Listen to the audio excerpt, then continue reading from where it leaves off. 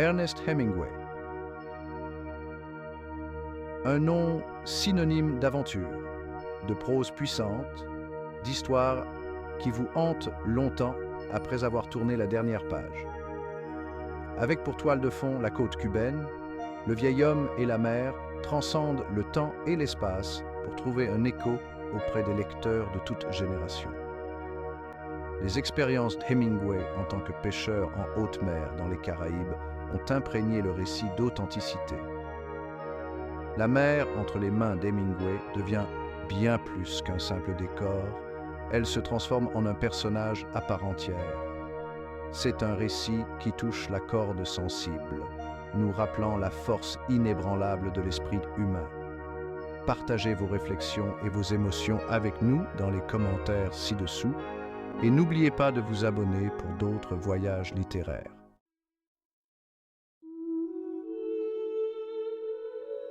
Car Le vieil homme et la mer n'est pas simplement une histoire de pêche, c'est une histoire sur la condition humaine.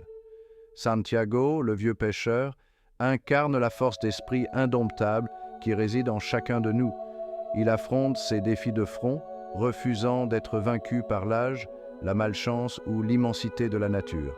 La rencontre de Santiago avec l'Espadon est une confrontation profonde entre deux forces de la nature, chacune méritant respect et admiration. À travers le périple de Santiago, Hemingway nous rappelle que la véritable victoire ne réside pas seulement dans la réalisation de nos objectifs, mais aussi dans la grâce et la dignité dont nous faisons preuve en chemin.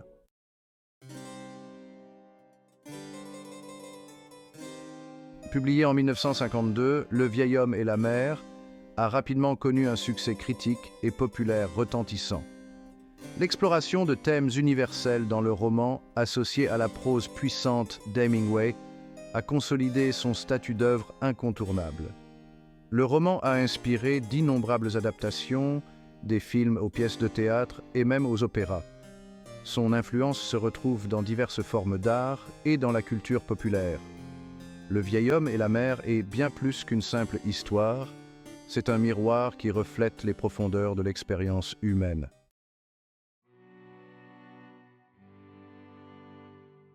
Santiago, le personnage central du récit d'Hemingway, est un homme sculpté par la mer. Sa vie est faite de solitude, ses journées passées à naviguer sur l'immensité de l'océan. Hemingway dresse un portrait saisissant de Santiago, de ses traits burinés, de sa peau tannée et marquée par des années de soleil et d'eau salée. Pourtant, il se dégage une tranquille dignité de la solitude de Santiago. Sa vie est peut-être simple, mais en lui brûle une passion pour la mer que le temps et les épreuves n'ont pas réussi à éteindre.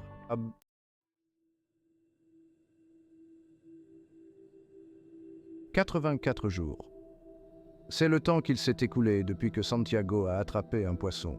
Pourtant, Santiago refuse de céder au désespoir. Il s'accroche à la conviction que sa chance tournera, que la mer lui accordera à nouveau une pêche abondante. L'espoir indéfectible de Santiago témoigne de la résilience de l'esprit humain.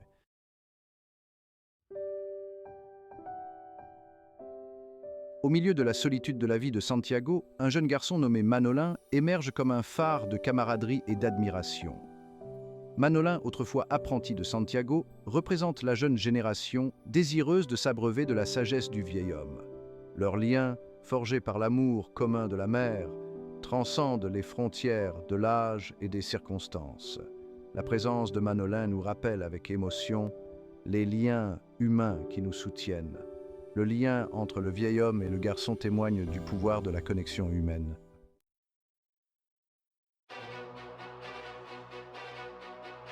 Alors que le soleil entame sa lente descente, Santiago se prépare pour sa prochaine sortie en mer. Ses préparatifs sont bien plus qu'une simple routine.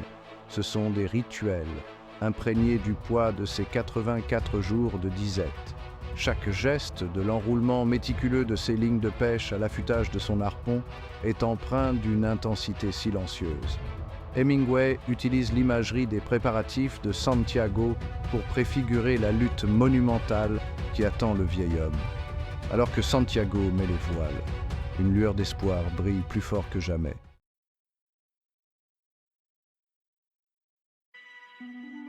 Les jours se fondent dans les nuits, tandis que Santiago navigue plus loin, au-delà des zones de pêche familières.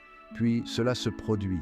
Une légère traction sur l'une des lignes, à peine perceptible, et pourtant elle envoie une secousse à travers le corps fatigué de Santiago. Son cœur bat la chamade alors qu'il se penche en avant, ses yeux scrutant la surface de l'eau. Ce n'est pas un poisson ordinaire. C'est quelque chose de différent, quelque chose de spécial. Alors que la créature invisible poursuit sa traction implacable, Santiago se prépare au combat de sa vie.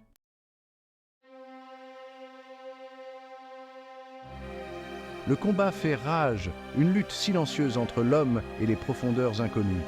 Puis, juste au moment où Santiago se sent au bord de l'épuisement, l'eau explose dans une gerbe d'écume. C'est un marlin, un géant parmi les poissons, son corps plus long que le petit bateau de Santiago. La vue du marlin envoie une secousse d'admiration et de peur à travers Santiago. C'est le moment qu'il attendait, la chance de prouver sa valeur.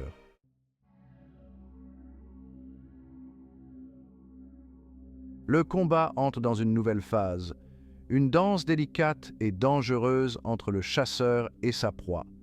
Le marlin se bat avec la fureur d'une créature déterminée à retrouver sa liberté. Les mains de Santiago, brutes et ensanglantées, bougent instinctivement, guidées par des années d'expérience. Il sait qu'il est impossible de dominer une telle créature. Il doit plutôt la déjouer. Les heures se transforment en jours, et pourtant la bataille fait rage.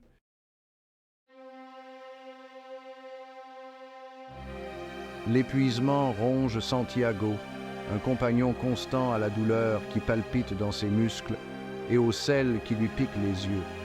Il n'a pas dormi, a à peine mangé, tout son être concentré sur la tâche monumentale qui l'attend. Pourtant, au milieu de la douleur et de la fatigue, un étrange sentiment d'exaltation s'empare de lui. Car dans cette lutte épique, face à la volonté inébranlable de survie de cette magnifique créature, Santiago découvre un profond respect pour son adversaire. Il ne voit plus le marlin comme une simple prise à réclamer, mais comme un compagnon d'armes, une créature digne d'admiration pour sa force et sa ténacité. Il parle au marlin, la voix rauque mais remplie d'une étrange tendresse, s'émerveillant de sa taille, de sa puissance, de son esprit inébranlable. « Poisson, murmure-t-il, je t'aime et je te respecte beaucoup, mais je te tuerai avant la fin de la journée. » C'est une relation étrange et poignante qui se développe entre l'homme et le poisson, un lien forgé dans le creuset de leur lutte commune. C'est une relation qui parle de l'interdépendance de tous les êtres vivants, de l'équilibre fragile entre prédateur et proie, et du profond respect qui peut naître même au milieu des combats les plus primaires. Le soleil se lève, un globe incandescent dans l'immensité du ciel, sa chaleur s'abattant sans relâche sur Santiago et la mer. Chaque heure est une éternité dans ce combat acharné entre l'homme et le poisson. Santiago refuse de céder, animé par une force aussi primaire que l'océan. La mer se transforme en une arène de lutte incessante. Les vagues se dressent et s'écrasent contre le petit bateau de Santiago, mettant à l'épreuve ses limites d'endurance. Le silence de la lutte n'est rompu que par le grincement du bateau, amplifiant la solitude et l'énormité de la tâche. Santiago trouve une étrange sérénité, un but. C'est un guerrier, engagé dans une danse primitive avec l'océan. Santiago redécouvre la profondeur de sa propre force.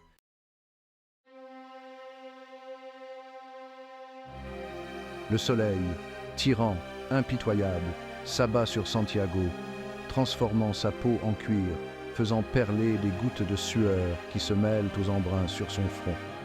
Ses muscles, poussés au-delà de leurs limites, crient leur douleur. Chaque mouvement est une symphonie d'agonie. La fatigue, implacable et insidieuse, menace de l'engloutir, de l'entraîner dans les profondeurs du désespoir. Ses mains, à vif et ensanglantées par le frottement constant de la ligne de pêche rugueuse, témoignent de la férocité du combat. Des crampes saisissent ses muscles, envoyant des vagues de douleur fulgurantes dans ses bras, son dos, ses jambes. La faim le tenaille, un creux douloureux qui amplifie la faiblesse qui se répand dans ses membres. Pourtant, Santiago refuse de céder. Il puise sa force au plus profond de son être, dans une source de détermination forgée au cours d'une vie passée, à lutter contre les éléments. Il repousse la douleur, ignorant les protestations de son corps, son esprit uniquement concentré sur la tâche à accomplir. Il se rappelle qu'il est un pécheur, que la mer est son domaine et qu'il ne sera pas vaincu. Il pense à Manolin, le jeune garçon qui croit en lui, et puise sa force dans le souvenir de leur passion commune pour la mer. Et ainsi, il endure, son esprit intact, sa volonté de persévérer, un phare de défi face à l'assaut incessant de la douleur et de la fatigue.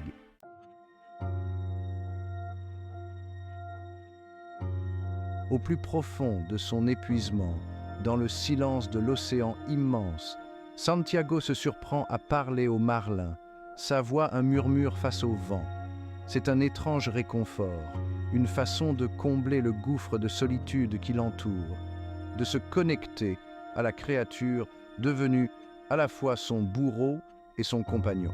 « Poisson, murmure-t-il, sa voix rendue rauque par l'air marin, je suis désolé de t'avoir pris à l'hameçon. Mais tu es un poisson magnifique, et je suis honoré d'être ton adversaire. » Il parle de la force du marlin, de sa vitesse, de sa volonté inébranlable de vivre, ces mots teintés d'un étrange mélange d'admiration et de regret. Il se surprend à s'excuser pour la douleur qu'il inflige, pour la poursuite acharnée qui draine lentement la vie de cette magnifique créature. « Pardonne-moi, poisson, murmure-t-il, mais c'est la loi de la mer, la loi de la vie elle-même. » Et dans ces étranges conversations unilatérales, Santiago trouve un peu de paix. Il reconnaît le lien de parenté qu'il partage avec cette créature, la lutte commune pour la survie qui les unit dans cette arène aquatique. Il sait qu'un seul d'entre eux peut sortir victorieux de cette bataille, mais au milieu de la lutte, il trouve un étrange réconfort en la compagnie du marlin, dans ce langage partagé d'endurance et de respect.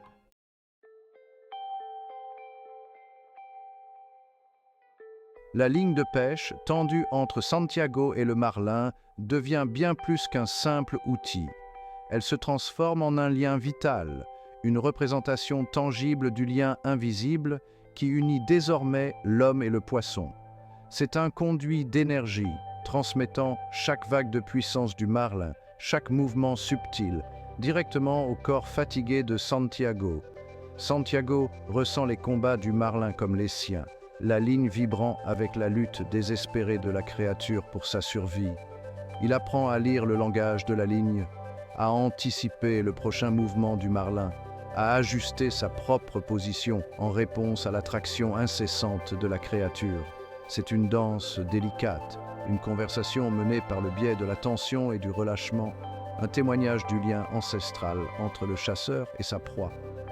La ligne devient le prolongement de l'être de Santiago, un organe sensoriel qui lui permet de voir dans les profondeurs, de faire l'expérience de l'océan et de ses créatures d'une manière qu'il n'aurait jamais cru possible. Et alors que les jours et les nuits se confondent, que la lutte laisse des traces sur l'homme et le poisson, la ligne devient le symbole de leur voyage commun, un rappel de l'interconnexion de tous les êtres vivants. C'est un témoignage de la puissance durable de la nature et de l'esprit inébranlable de ceux qui osent défier ses profondeurs. Le soleil, tel un four ardent, darde ses rayons sur Santiago, brûlant sa peau, transformant sa sueur en cristaux de sel. C'est un homme poussé aux limites de ses forces, et pourtant, un feu brûle encore en lui. Le marlin, lui aussi, montre des signes de cet implacable combat. Même affaibli, il reste redoutable. La tension est palpable, comme dans l'attente de l'acte final. C'est le moment de vérité, pour l'homme comme pour le poisson. Dans un ultime effort herculéen, Santiago attire le marlin le long de son petit bateau. La créature, épuisée mais toujours majestueuse, repose là son œil, grand et sombre, fixant le vieil homme qui l'a vaincu. Il y a une étrange intimité dans ce moment, un sentiment d'expérience partagée qui transcende les frontières du prédateur et de la proie.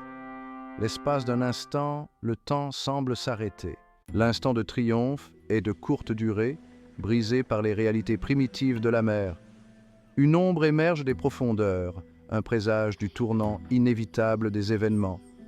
Un requin, son aileron sombre fendant l'eau, tourne autour du bateau, ses yeux noirs et froids fixés sur l'espadon. La beauté immaculée de l'horizon est entachée, la paix brisée par le prédateur suprême.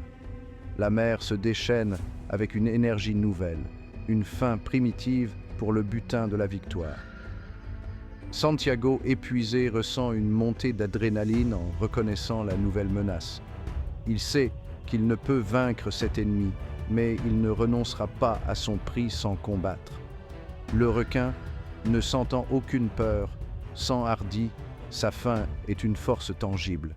Dans un rugissement qui semble ébranler les fondations même de l'océan, le requin se jette sur le marlin, ses mâchoires se refermant sur la chair du noble poisson.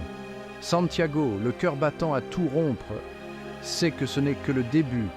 Puisant dans ses dernières réserves de force, Santiago s'empare de son harpon et le plante de toute sa puissance. Le requin se débat sauvagement, projetant une vague d'eau sur Santiago. Mais ce n'est pas une bataille que Santiago peut gagner. D'autres requins, attirés par l'odeur du sang, émergent des profondeurs, transformant le décor autrefois serein en une scène de chaos primal.